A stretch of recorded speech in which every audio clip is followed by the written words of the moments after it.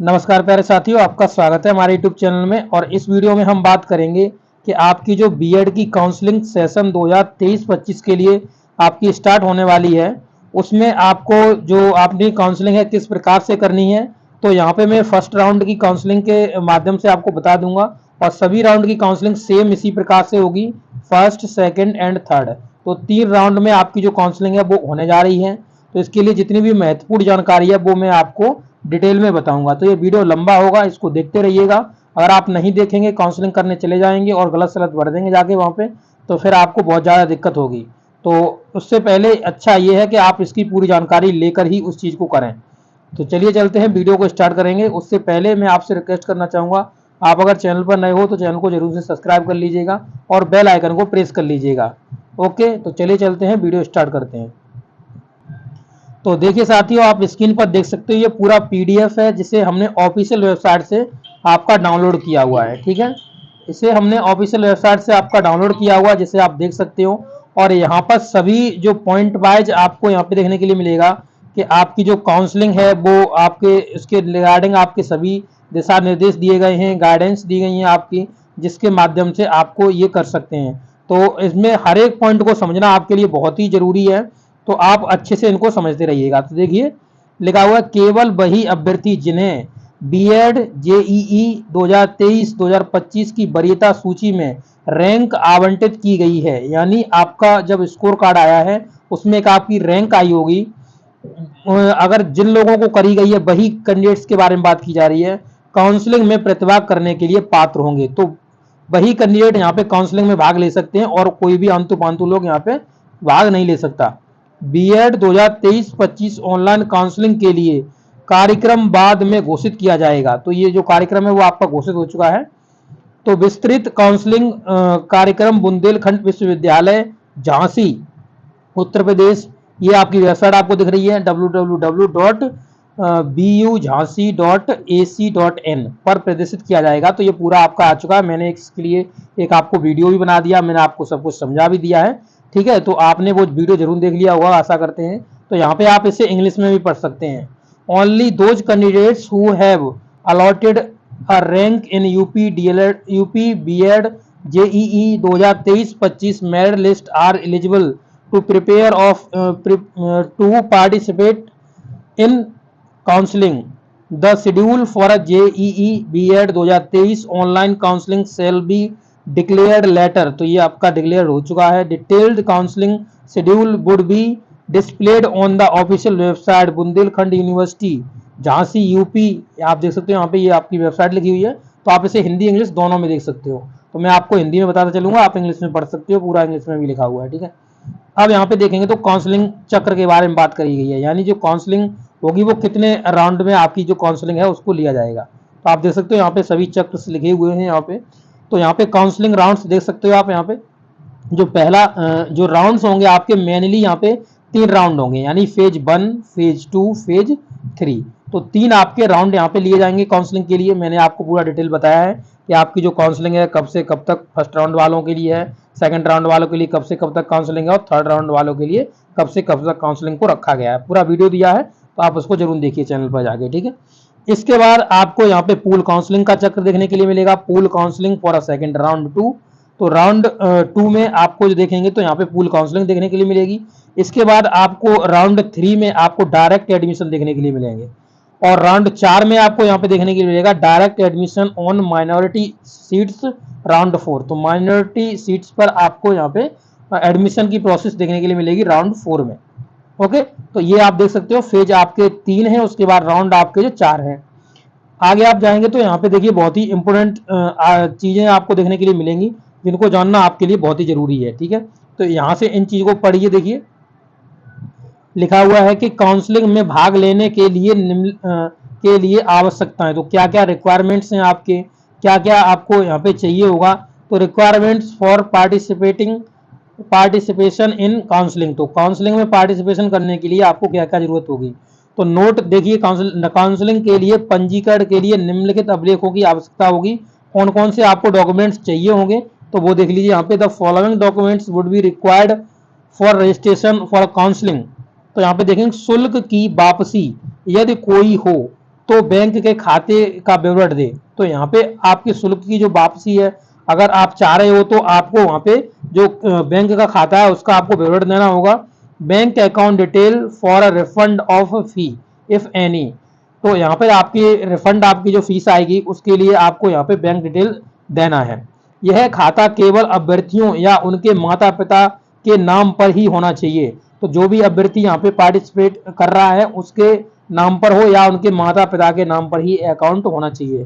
The account should be in the name of the candidates और his her father और mother only. तो mummy papa का हो सकता है, आपका हो सकता है, तो वही आपको अकाउंट नंबर यहाँ पे देना है। ठीक है, ये आपको समझ में आया। आगे देखेंगे तो यहाँ पर नेक्स्ट पॉइंट देखेंगे। हर एक पॉइंट आपके लिए जरूरी है और हर एक पॉइंट को आपका जानना बहुत ही जरूरी है। तो देख सकते हो यहाँ पे लिखा हुआ है, यदि अभ्यर्थियों को सीट आवंटित नहीं हो पाती है, यदि आपने काउंसलिंग करी, काउंसलिंग करने के बाद आपको सीट अलॉट ही नहीं हुई, तो पहली काउंसलिंग में अभ्यर्थियों द्वारा भुगतान की गई अग्रिम फीस या पूल काउंसलिंग में पूर्ण कॉलेज फीस की वापसी इस खाते में की जाएगी। अगर मान लीजिए कि आपको कोई भी कॉलेज नहीं मिला, आपको सीट अलॉट नहीं हुई, तो आपकी जो फीस होगी वो उसी बैंक अकाउंट में ट्रांसफर करी जाएगी जिसमें आप बैंक अकाउंट जो लगा रहे हो। और जो पूल काउंसलिंग में आपको क्या करना होगा, और जो पूल काउंसलिंग की होगी या पूल काउंसलिंग में जो आपने फीस को रखा होगा वो आपकी सभी इसी खाते में वापस करी जाएगी। तो इसको आपको जरूर से एक अकाउंट नंबर, एक सही सा अकाउंट नंबर जरूर से देना है। ठीक है, अब यहाँ पे देखेंगे पॉइंट नेक्स्ट। तो पॉइंट नेक्स्ट में देख सकते हैं, अभ्यर्थियों को सलाह दी जाती है कि वे फीस वापसी हेतु अपने जनधन खाते का विवरण कदापि ना भरें, क्योंकि यहाँ क्रेडिट सीमा के कारण ऐसे खाते में शुल्क वापसी नहीं हो पाती है। तो यहाँ पे ऐसे खातों में शुल्क वापसी नहीं हो पाती।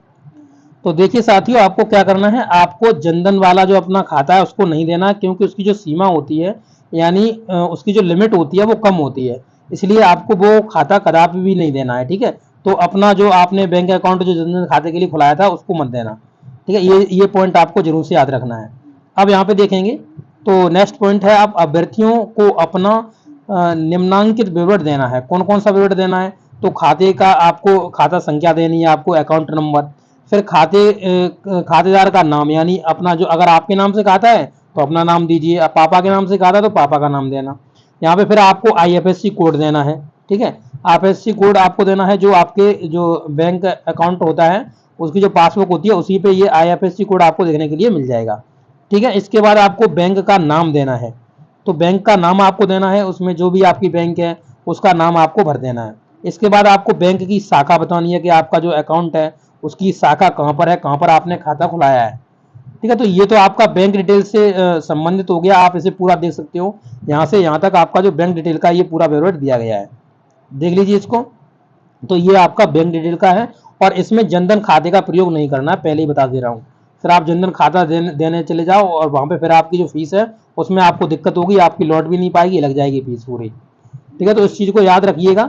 अब यहाँ पे देखेंगे नेक्स्ट पॉइंट क्या कह रहा है। तो नेक्स्ट पॉइंट देख लीजिए, कह रहे हैं यहाँ पे कि अभ्यर्थियों द्वारा उपयुक्त बैंक खाते की पासबुक के प्रथम पृष्ठ, यानी जो पासबुक होती है उसमें जो आपकी डिटेल लिखी होती है प्रथम पृष्ठ पर, यानी पहले पृष्ठ पर, की अथवा निरस्त किए गए चेक की इमेज अपलोड करनी होगी। तो आप पासबुक की जो इमेज है उसे आप एक कंप्यूटर से आपको क्या करना है, प्रिंटर से स्कैन करवाना है, और स्कैन करवाने के बाद एकदम सही क्लियर सब चीज दिखाई देनी चाहिए, वही चीज आपको अपलोड करनी है। देखिए लिखा है, जिसमें उपयुक्त विवरण स्पष्ट और रूप से अंकित हो, यानी अच्छी तरीके से पढ़ा जा सके जिसको, और 10 केबी के आकार में जेपीजी फॉर्मेट में आपका होना चाहिए। तो आपका ये फोटो का जो फॉर्मेट है ये जेपीजी का फॉर्मेट रहना चाहिए, 10 केबी का रहना चाहिए, और एकदम ये सब चीज क्लियर वहां में दिखनी चाहिए। ऐसा नहीं है कि कुछ भद्दा भद्दा दिख रहा है तो आप इसके लिए जिम्मेदार खुद ही होगे।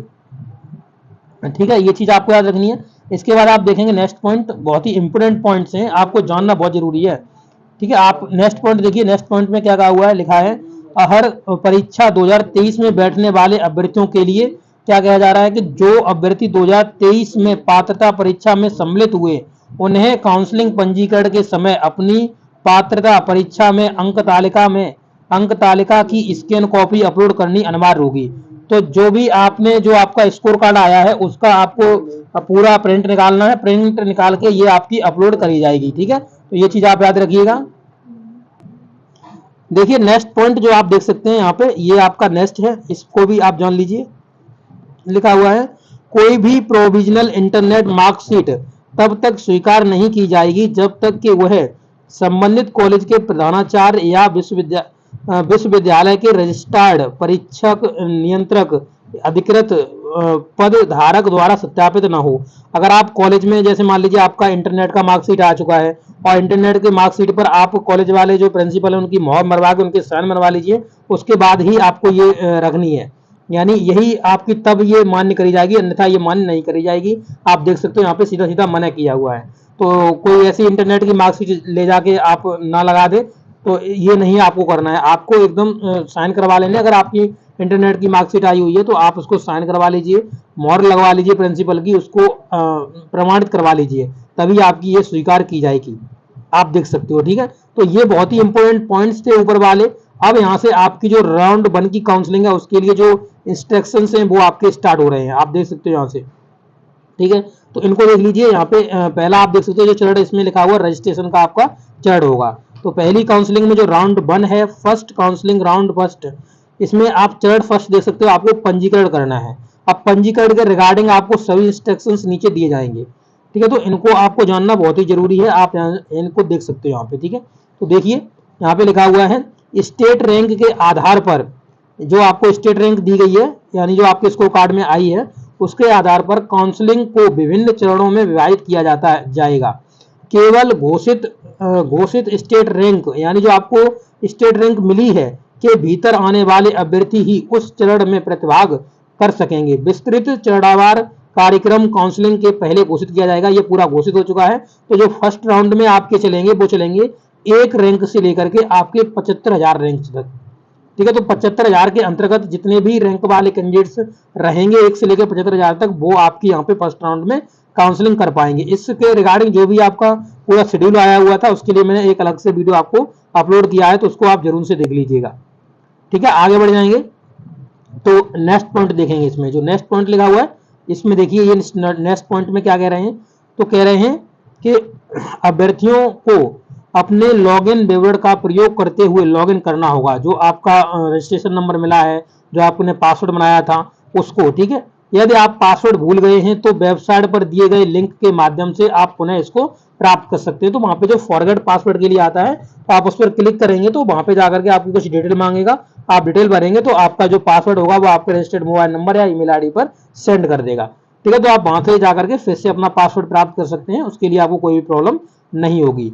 अभी आपने इसका जो रिजल्ट स्कोर देखा था तब भी आपने इस चीज को देख लिया होगा। ठीक है,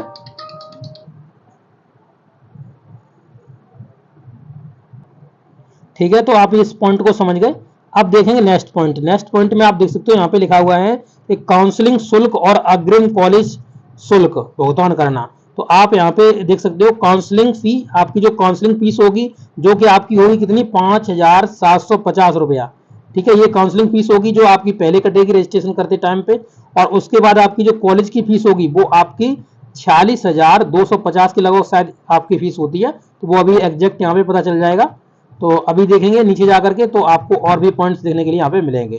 तो देखिए इसमें नेक्स्ट पॉइंट देखिए, ये आपका नेक्स्ट पॉइंट है। इस पॉइंट को देखिए, इसमें क्या लिखा हुआ है कि आपको जो फीस का पेमेंट करना है वो किस फॉर्मेट में देखिए रखना है। देखिए, पंजीकरण प्रक्रिया करने वाले अभ्यर्थियों को 5,750 रुपए काउंसलिंग फीस के रूप में देने होंगे। तो काउंसलिंग फीस के रूप में आपको 5,750 रुपए देने हैं। ठीक है, ये काउंसलिंग फीस है आपकी। इसके बाद यहाँ पे आप देखेंगे 750 रुपए जो आपके होंगे रुपए, और अग्रिम कॉलेज फीस के रूप में आपके 5,000 रुपए जाएंगे। 750 रुपए आपके काउंसलिंग फीस के होंगे और 500 रुपए आपके अग्रिम फीस, यानी अग्रिम का मतलब हो गया ये जो 5,000 रुपए हैं ये आपकी कॉलेज की फीस में ही ऐड हो जाएंगे। ठीक है, तो इसके लिए आपको घबराना नहीं है कि ये 5,000 रुपए में किधर जा रहे हैं। ये 5,000 रुपए आपकी कॉलेज की फीस में ही ऐड होंगे। का भुगतान केवल ऑनलाइन मोड पर ही करना है आपको।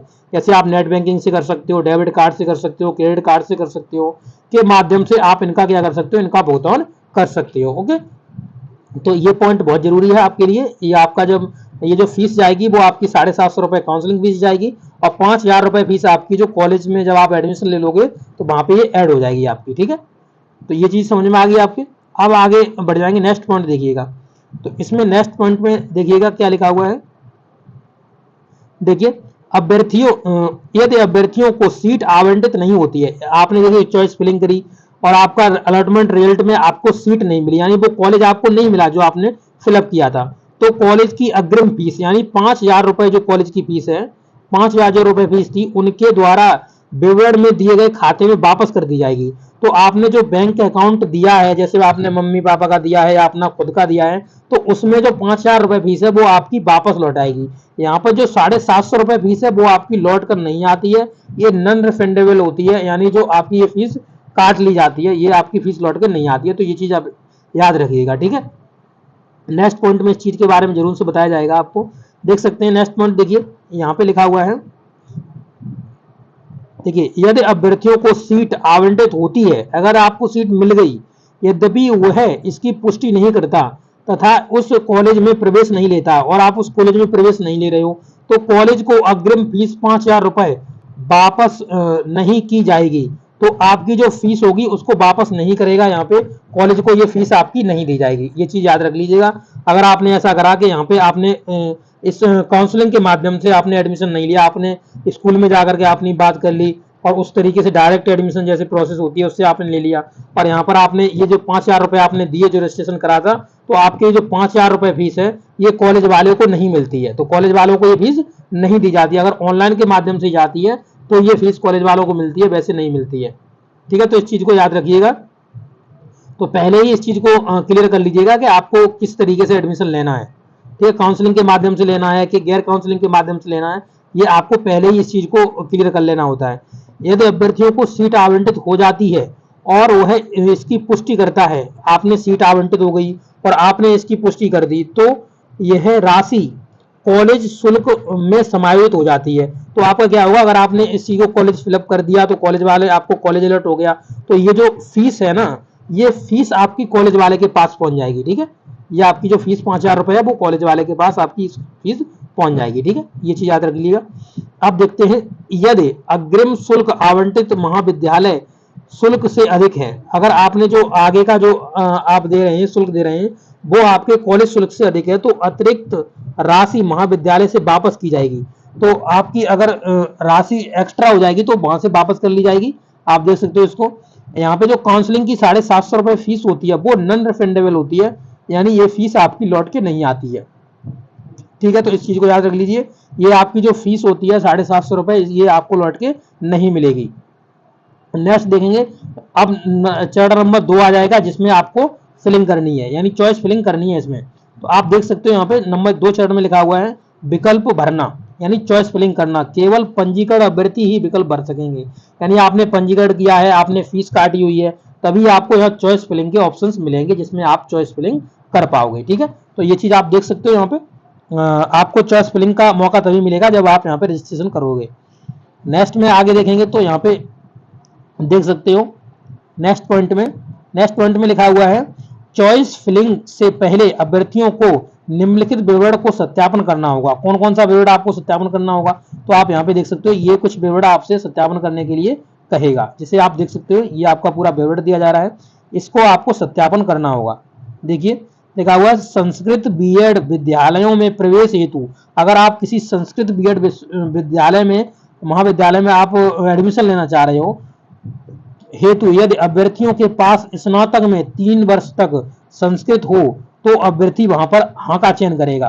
अगर आपने संस्कृत विद्यालय में आप एडमिशन लेना चाह रहे हो और वहां पे आपने अगर 3 वर्ष तक यानी ग्रेजुएशन में, यानी आपने स्नातक में 3 वर्ष तक अगर आपने संस्कृत रखी है, तो आपको वहां पर एक बॉक्स मिलेगा, उसमें आपको हाँ में टिक करना होगा, ठीक है। ये चीज आप देख लिया।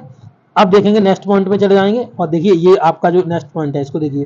तो इसमें लिखा हुआ है कि अभ्यर्थियों द्वारा ऑनलाइन आवेदन पत्र में भरे अपने लिंग, यानी जो आपने एप्लीकेशन फॉर्म भरा था, एप्लीकेशन फॉर्म भरते टाइम आपने अगर मेल भरा था तो आपका मेल आएगा, फीमेल भरा था तो फीमेल आएगा, को गलत होने की स्थिति में सही करने का विकल्प डिफॉल्ट रूप में यह उस विकल्प पर सेट किया जाएगा। यानी आप यहाँ पे सेट कर सकते हो जिसे उन्होंने ऑनलाइन आवेदन में भरा हुआ था।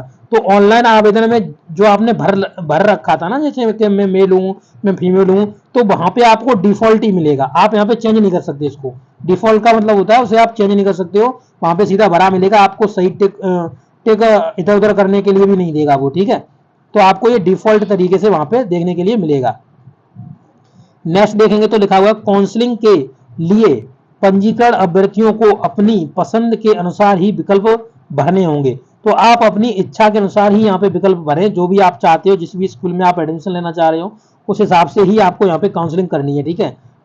बिना फायदे में इधर स्कूल मत भरना जो आपको नहीं लेने। अभ्यर्थी जितने चाहें उतने विकल्प भर सकते हैं। अभ्यर्थियों को सलाह दी जाती है कि वे आवंटन में अस्वीकृत से बचने के लिए अधिकतम विकल्प भरें। यानी कि ऐसा करें कि जब आप 5,000 रुपए फीस दे रहे हो, ठीक है, और आप 750 रुपए रजिस्ट्रेशन के लिए फीस दे रहे हो, तो आपको ऐसा करना है कि आपको ज्यादा से ज्यादा कॉलेज भरने हैं। जैसे मान लो कि आपके पास में, जैसे मान लो कि 10 से 20 कॉलेज हैं जिन जो आपके पास में, आप उनको सुटेबल लग रहे हैं आपको, तो उन कॉलेजों को जरूर से भर दें। जैसे आपको मालूम है कि हमको 1 से 2 स्कूल में ही एडमिशन लेना है, तो उन्हीं का नाम भरो, ठीक है, उन्हीं का नाम भरो। तो यहाँ पे क्या होगा, या तो आपको ये आवंटित हो जाएंगे, अगर आवंटित नहीं हुए तो 750 रुपए आपके चले जाएंगे। क्या हो जाएगा, 750 रुपए आपके चले जाएंगे, और जो 5,000 रुपए हैं वो आपके रिफंडेबल हो जाएंगे, मतलब आपको लौट के चले आएंगे आपके अकाउंट में, ठीक है। तो आप ये देख लीजिएगा, अपनी सुविधा के अनुसार भरिएगा। आप चाहें तो 5 से 6 स्कूल, 6 से 7 स्कूल भर लीजिएगा, जो आपको सुटेबल पड़ते हैं, जो अच्छे पड़ते हैं, उन्हीं स्कूलों को भरिएगा, ठीक है। आगे देखेंगे तो नेक्स्ट पॉइंट देख सकते हो। नेक्स्ट पॉइंट पे लिखा हुआ है अंतिम सबमिशन, यानी अंतिम बार जो आप सबमिट कर रहे होगे अंतिम में, तब विकल्प का अवलोकन, पूर्वालोकन और पुनर्व्यवस्थापन किया जा सकता है। तो आप वहां पे ऊपर नीचे कर सकते हो, जैसे कि हमें ये स्कूल पहले नंबर पे चाहिए और ये दूसरे पे चाहिए, तीसरे पे चाहिए। अब आपको फिर लगा के बाद में जब आप सबमिट करने जा रहे थे, नहीं नहीं नहीं, तीसरे नंबर वाला हमें पहले नंबर पे चाहिए, तो इसको आप पहले नंबर पे कर सकते हो, दूसरे वाले को तीसरे नंबर पे कर सकते हो, और यहाँ पे पहले वाले को दूसरे नंबर पे कर सकते हो, कोई भी आप चेंज कर सकते हो। ये आपको ऑप्शन वहां पे मिलता है, ठीक है। तो ये भी आपको चीज मिलेगी वहां पे, को तो कोई टेंशन लेने की जरूरत नहीं है।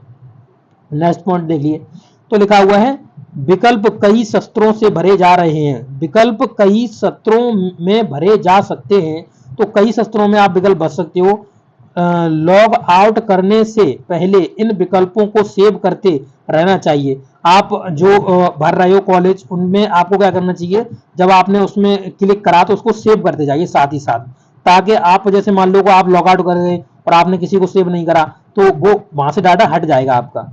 जो डाटा सेव नहीं किया गया है वह समाप्त हो जाएगा और उसे पुनः भरना होगा। तो आपको क्या होगा, अगर आपने नहीं भरा हुआ है, फिलअप नहीं करा है, फिलअप कर दिया, फिर सेव नहीं करा है, तो आपको सेव जरूर से करना है। सेव नहीं करोगे तो ये आपका स्वतः ही वहां से हट जाएगा, यानी डिलीट हो जाएगा, अगर आप वहां से लॉगआउट करके निकल गए तो, ठीक है। नेक्स्ट में देखिएगा, देखिए लिखा हुआ, देखिए यहाँ पे देख सकते हैं आप, लिखा हुआ है नंबर 2 पॉइंट में, इस पॉइंट में देखिए तो लिखा हुआ है अभ्यर्थियों द्वारा भरे गए विकल्प अंतिम हैं और एक बार लॉक होने के बाद इसे बदला नहीं जा सकता। अगर आपने विकल्प भर दिए और आपने वहां पे लॉक कर दिया, तो लॉक करने के बाद आपके जो विकल्प हैं वो आपके फिर नहीं भर सकते, आप उनको एडिट नहीं कर सकते, उनको भर नहीं सकते। इस प्रकार अपने स्वयं के हित में अभ्यर्थी को वरीयता के अनुसार ही, आवश्यकता अनुसार, जैसे मान लो कि हमें ये स्कूल पहले नंबर पे लेना है, ये दूसरे पे लेना है, ये तीसरे पे लेना है, तो इस तरीके से अपनी वरीयता के अनुसार ही कॉलेज को भरना, ठीक है।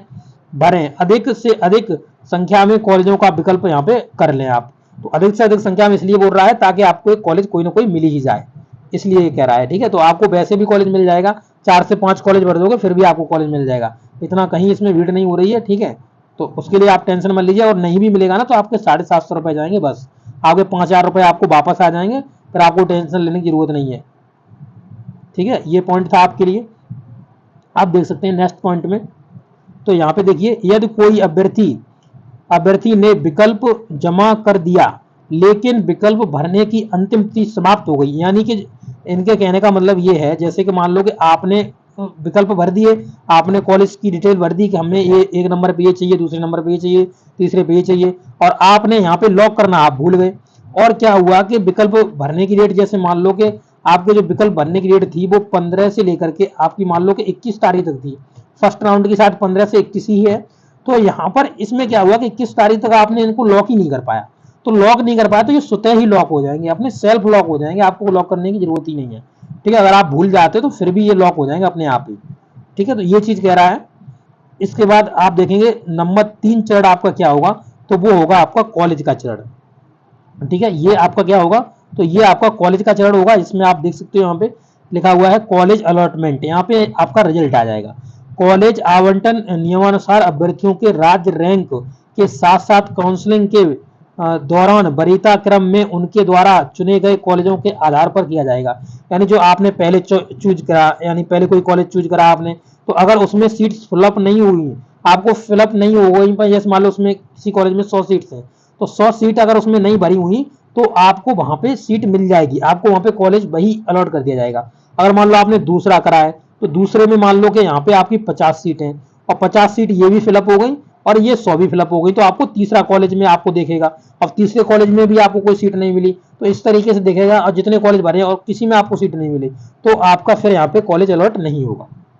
ठीक है, पहले तो आपको मिली जाएगी, आपको टेंशन लेने की जरूरत नहीं है, तो इसके लिए बिल्कुल भी मत घबराइएगा। ठीक है, आगे पॉइंट देखेंगे तो यहाँ पर ये कह रहा है कि देखिए ये आपका पूरा पॉइंट देख सकते हो, इसमें लिखा हुआ है कि राज्य की आरक्षण नीति का पालन केवल सहायता प्राप्त राजकीय महाविद्यालयों में ही किया जाएगा। तो इसमें जो आपका आरक्षण मिलता है वो राजकीय महाविद्यालयों में, ये आपका कह रहा है कि इसमें आपको दिया जाएगा आरक्षण का। अब यहाँ पे देख सकते हो नेक्स्ट में, तो नेक्स्ट में लिखा हुआ है सीट आवंटन परिणाम केवल अभ्यर्थी लॉगिन पर उपलब्ध होगा। तो आप जैसे ही लॉगिन करेंगे तो वहां पर आपको बताया गया कि इस डेट को आपका जो परिणाम है वो अनाउंस कर दिया जाएगा। जैसे कि मान लीजिए कि यहाँ पे मान लो कि आपका 23 तारीख को ये जो परिणाम है शायद 23 तारीख को आपका अलॉट किया जाएगा, तो आपको वहां पे 23 तारीख को जैसे ही आप लॉगिन करोगे तो आपको रिजल्ट वहां पे दिखा देगा कि ये देखिए रिजल्ट का, यहाँ पे आपके सभी सेक्शन खुलते हैं ऊपर की साइड में, तो यहाँ पे आपका रिजल्ट का सेक्शन दिखा देगा अलॉटमेंट रिजल्ट, ये आपका आ गया, ये आपको कॉलेज मिला है और इतनी आपको फीस जमा करनी है, इस तरीके से आपसे बोलेगा वहां पे। ठीक है, तो ये आपका हो गया। इसके बाद आप देखेंगे सहायता प्राप्त सरकारी स्वायत्त महाविद्यालय ईडब्ल्यूएस आरक्षण का पालन किया जाएगा। तो ईडब्ल्यूएस का जो आपका ईडब्ल्यूएस जो आपका होता है इकोनॉमिक वीकर सेक्शन, तो उनके लिए आपका यहाँ पर ये जो महाविद्यालय है वो ईडब्ल्यूएस का यहाँ पे क्या करेंगे, वो पूरा आपका यहाँ पे ध्यान रखेंगे और यहाँ पे आरक्षण मिलेगा।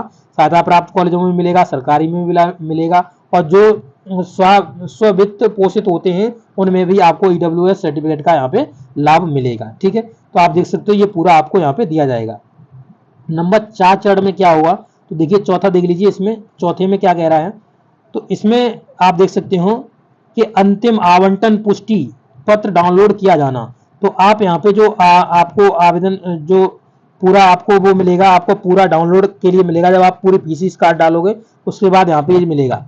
जिन अभ्यर्थियों को कॉलेज आवंटित किया गया है उन्हें बीएड जेईई 2023 की वेबसाइट के माध्यम से अनंतिम आवंटन सह पुष्टि जो आपका होगा पत्र डाउनलोड करना होगा। तो यहाँ पर आपको ये डाउनलोड करने के लिए मिलेगा, आपका पूरा ऑप्शन मिलेगा यहाँ पे। अब आगे देखेंगे तो यहाँ पे आगे की प्रोसेस क्या होगी आपकी, तो आगे की प्रोसेस देख लीजिए।